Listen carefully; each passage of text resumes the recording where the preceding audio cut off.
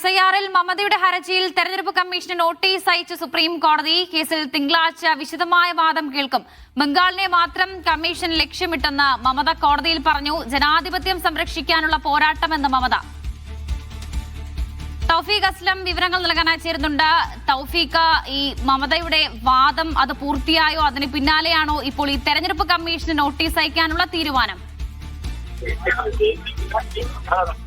അമർഷ, ഇന്നത്തെ വാദ്യം പൂർത്തിയായിരിക്കുകയാണ്. ഇത് തിങ്കളാഴ്ചയായിരിക്കും ഇതിൽ വിശദമായിട്ട് വാദം കേൾക്കുക. അതിനുള്ളിൽ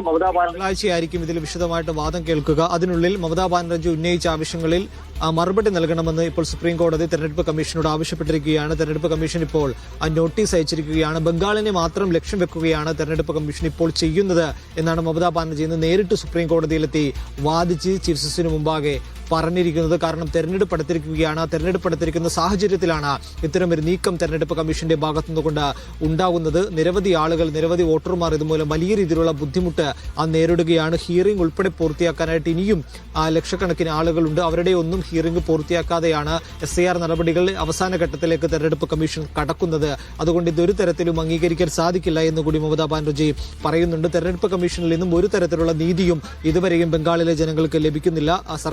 സർക്കാരിനെ വലിയ രീതിയിൽ ബുദ്ധിമുട്ടിക്കുന്ന നിലപാടുകളാണ് കമ്മീഷൻ ഭാഗത്തുനിന്നുകൊണ്ട് ഉണ്ടാകുന്നത് എന്ന് കൂടി മമതാ ബാനർജി കോടതിയെ അറിയിച്ചു. ആധാർ കാർഡ് ഉൾപ്പെടെയുള്ള രേഖകൾ SIR-ന്റെ ഭാഗമായി സ്വീകരിക്കണമെന്ന് സുപ്രീം കോടതി പലതവണ തെരഞ്ഞെടുപ്പ് കമ്മീഷനോട് പറഞ്ഞതാണ്. എന്നിട്ട് പോലും കമ്മീഷൻ അത് അംഗീകരിക്കുന്നില്ല. ആധാർ കാർഡ് ഒരു രേഖയായി ഇപ്പോഴും തെരഞ്ഞെടുപ്പ് കമ്മീഷൻ സ്വീകരിക്കുന്നില്ല എന്ന് കൂടി മമതാ ബാനർജി കോടതിയെ അറിയിക്കുകയും ചെയ്തിട്ടുണ്ട്. മമതയുടെ ഹർജിയിൽ 2 ദിവസത്തിനകം മറുപടി നൽകണമെന്നാണ് സുപ്രീം കോടതി ഇപ്പോൾ തെരഞ്ഞെടുപ്പ് കമ്മീഷനോട് ആവശ്യപ്പെട്ടിരിക്കുന്നത്. അതേസമയം കമ്മീഷൻ പറയുന്നത് നടപടികളുമായി ബന്ധപ്പെട്ട് മുന്നോട്ട് പോകാൻ ആവശ്യമായിട്ടുള്ള ജീവനക്കാരെ സംസ്ഥാന സർക്കാർ നൽകുന്നില്ല, ആവശ്യപ്പെടുന്ന ആളുകളെ സംസ്ഥാന സർക്കാർ നൽകുന്നില്ല, തെരഞ്ഞെടുപ്പ് കമ്മീഷനുമായിട്ട് സർക്കാർ സഹകരിക്കുന്നില്ല എന്നുള്ളൊരു കാര്യമാണ് ഇന്നിപ്പോൾ കമ്മീഷൻ കോടതിയിൽ ചൂണ്ടിക്കാട്ടിയത്. എന്നാൽ അത് മമതാ ബാനർജി പൂർണ്ണമായും തള്ളുകയാണ് ചെയ്തത്. പച്ചക്കള്ളമാണ് തെരഞ്ഞെടുപ്പ് കമ്മീഷൻ പറയുന്നത്. ചോദിച്ച ജീവനക്കാരെ പൂർണ്ണമായിട്ടും സംസ്ഥാന സർക്കാർ തെരഞ്ഞെടുപ്പ് കമ്മീഷന് നൽകി. എന്നിട്ട് പോലും ഇതിൽ വലിയ രീതിയിലുള്ള ക്രമക്കേടുകൾ ഉണ്ടാക്കാനാണ് തെരഞ്ഞെടുപ്പ് കമ്മീഷൻ ശ്രമിച്ചത് എന്നാണ് മമതാ ബാനർജി ഇന്ന് കോടതിയിൽ അറിയിച്ചത്. മറ്റ് സംസ്ഥാനങ്ങളിൽ നിന്ന് വ്യത്യസ്തമായി ബംഗാളിനെ